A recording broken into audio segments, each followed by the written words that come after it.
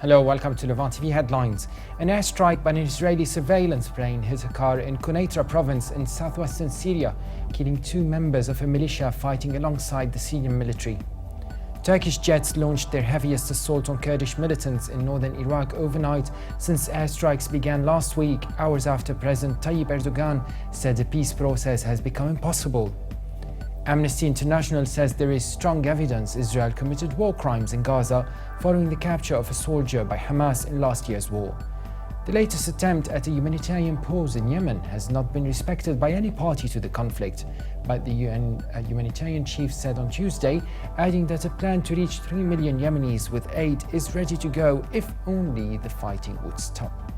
Iran's state media says French Foreign Minister Laurent Fabius's visit to Iran is the start of a new era in bilateral relations following a historic nuclear deal between the Islamic Republic and world powers reached earlier this month.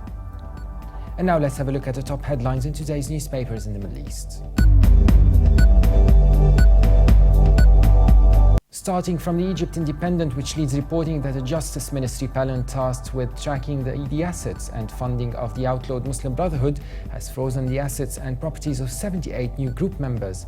The paper also reports that unidentified gunmen shot dead a security guard outside the embassy of Niger in Cairo early morning, but there was no immediate claim of responsibility for the attack. From Beirut, the Daily Star leads reporting that an Israeli drone strike killed 2 pro-government fighters near the southeastern Syrian region of Quneitra. The paper also reports that one of Lebanon's largest wheat flour manufacturers suspended production due to a lingering trash crisis that saw waste dumped near the facility in the Beirut port. From the United Arab Emirates, Khaleej Times leads reporting that with the deregulation of fuel prices, petrol in the UAE will be 24% more expensive from August the 1st, while diesel will be 29% cheaper, a move which will benefit trade and industry as their profit margins will surge.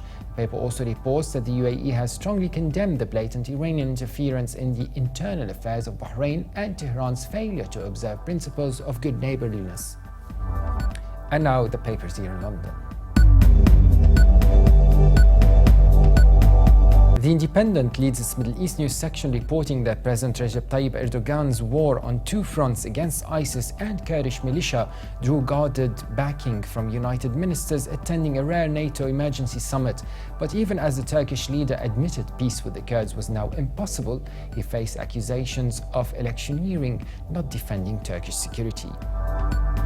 The Guardian leads reporting that the United States risks a collapse in its future negotiating credibility if it walks away from the Iranian nuclear deal, according to US Secretary of State John Kerry, who argues Congress now has little choice but to back the plan.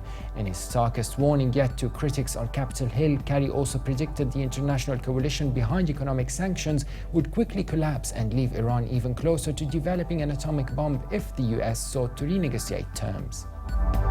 Also from London, The Telegraph reports that Israel may have committed crimes against humanity while possibly trying to kill one of its own soldiers in a devastating military onslaught unleashed against the Gaza town following its capture during last summer's war, according to a hard-hitting report published today by Amnesty International.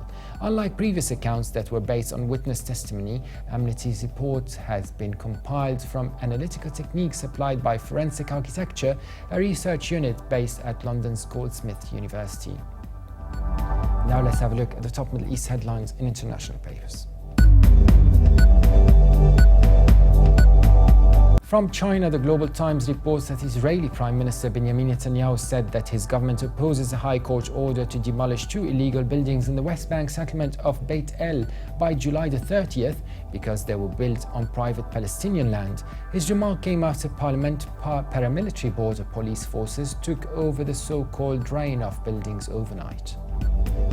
And finally, Germany's Deutsche Welle reports that during a trip to Tunisia, German Defense Minister Ursula von der Leyen has assured Tunisia of German support in fighting terrorism. The minister also pledged 1.2 million euros in aid to Tunisia's government, as well as military equipment like a floating dock used for shop maintenance and a barge. And for more updates, please visit our website on levant.tv. Thanks for watching, and bye for now.